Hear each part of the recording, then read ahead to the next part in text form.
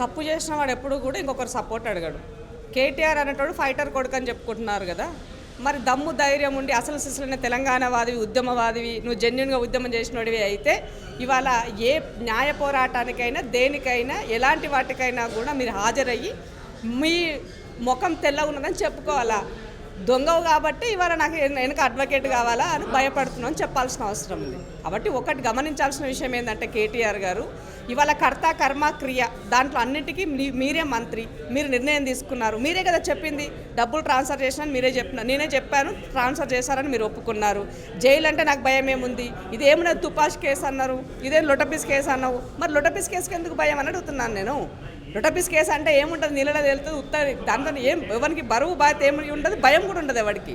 మరి అంటే దీన్ని బట్టి పూర్తిగా కేటీఆర్ గారు దీంట్లో తప్పు చేస్తున్నారు అన్నది ఆయనకి తెలుసు. ఎప్పుడు అయినా మీరు గమనించినట్లయితే ఇది ప్రజలకు కూడా తెలవాల్సిన అవసరం ఉన్నది. ఇవాళ ఒక గ్రీన్కో కంపెనీ నుంచి మీరు ఒక వర్క్ని అంటే 22 అక్టోబర్లో మీరు మీ వివిధ దానికి సంబంధించినటువంటి సిస్టర్ కంపెనీస్ నుంచి దాదాపు 40 కోట్ల చిల్లర మీరు బాండ్లు బీఆర్ఎస్ పార్టీకి ఇచ్చారు. వితిన్ 2 మంత్స్లోనే దాని నుంచి ఒక సిస్టర్ కంపెనీని క్రియేట్ చేసి ఆ కంపెనీకి ఈ రేస్ ప్రాజెక్ట్ మీరు ఇచ్చారు. అంటే దీని అర్థం ఏంది, మెడ మీద తలకాయడానికి ఎవరికైనా కూడా మినిమం పొలిటికల్ నాలెడ్జ్ ఉన్నా లేకపోయినప్పటికీ కూడా దీంట్లో తప్పు జరిగిందని ఎవడని అనుకుంటాడు. సో ఇక్కడ నుంచి డబ్బులు ఇచ్చారు కాబట్టి ఇక్కడ నుంచి ప్రభుత్వ పరంగా ఆయనకు బెనిఫిట్ చేస్తున్నాను ఎవరిని కోరుకుంటారు. బట్ ఆ బెనిఫిట్ చేసినటువంటి దాంట్లో కూడా సెంట్రల్ అఫైర్ కమిటీలో మీకు కనీసం దాని యొక్క ఎలాంటి ఇన్వాల్వ్మెంట్ లేకుండా, దాని పర్మిషన్ లేకుండా విదేశీ కరెన్సీని లావాదేవీలు చేయొచ్చా పర్మిషన్ లేకుండా? ఎలక్షన్ కమిషన్ సమయంలో దాని గురించి అసలు లావాదేవీలు చేయొచ్చా?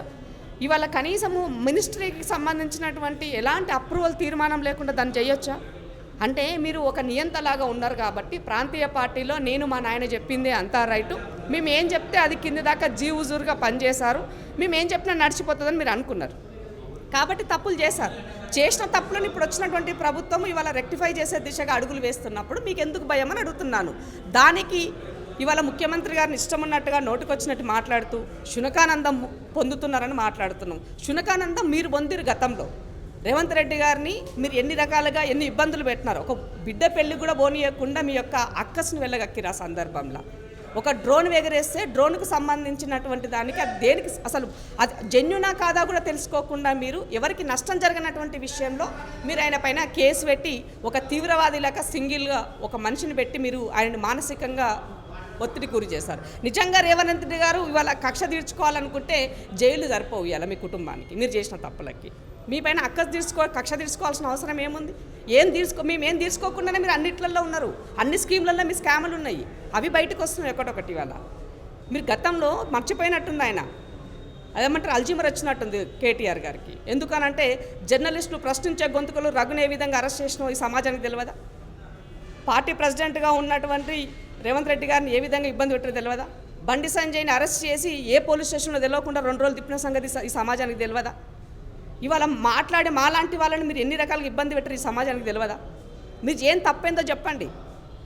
గురువింజ సామెత లెక్క మేము శుద్ధపూసలము సత్యారిచంద్రుల బిడ్డలము, మాకేది తెలియదు, మేము ఏ తప్పు చేయలేదు, మేము ఏం ఎరగము, ఈ తెలంగాణ సమాజమే చూసుకుంటుంది. ఇవాళ రేవంత్ రెడ్డి ఇంట్లో ఆస్తులు ఏవో పోయినట్టుగా, రేవంత్ రెడ్డి కక్షపూరితంగా మిమ్మల్ని ఏదో చేసినట్టుగా ఇవన్నీ మాట్లాడుతున్నారు.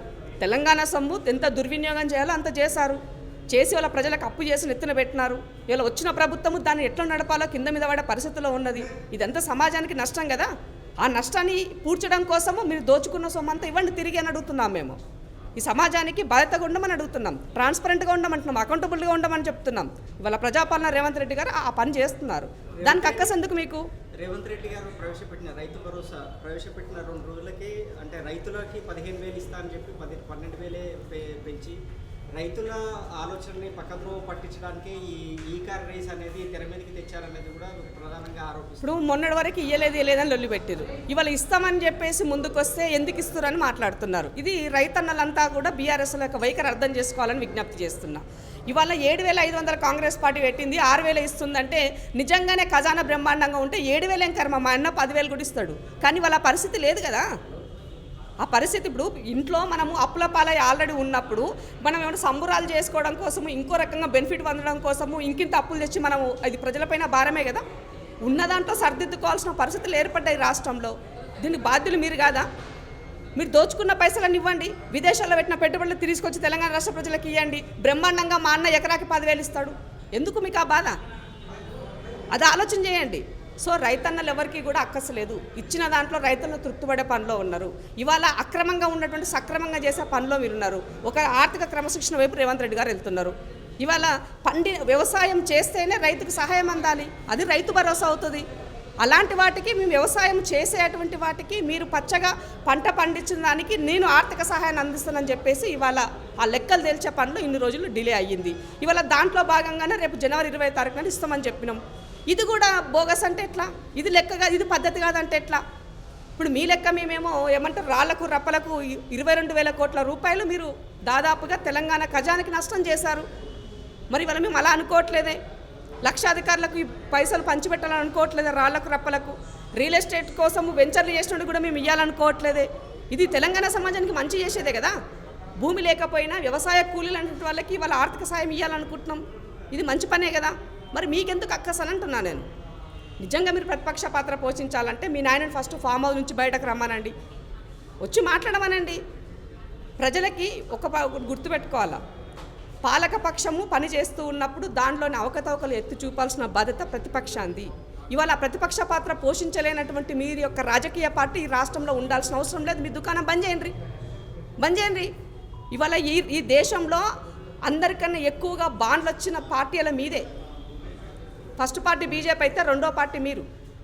ఇలా నేషనల్గా దాదాపుగా ఒక 120 సంవత్సరాల చరిత్ర ఉన్నటువంటి కాంగ్రెస్ పార్టీకి ఇవాళ మేము 3వ 4వ స్థానంలో ఉన్నాం. మాకు ప్రజల నుంచి వచ్చినటువంటి నిధులల్లో ఇవాళ మీరు ఏం పొడిచిరు? 10 సంవత్సరాల్లో దాచుకున్నారు, క్విడ్ ప్రోకో పని చేశారు.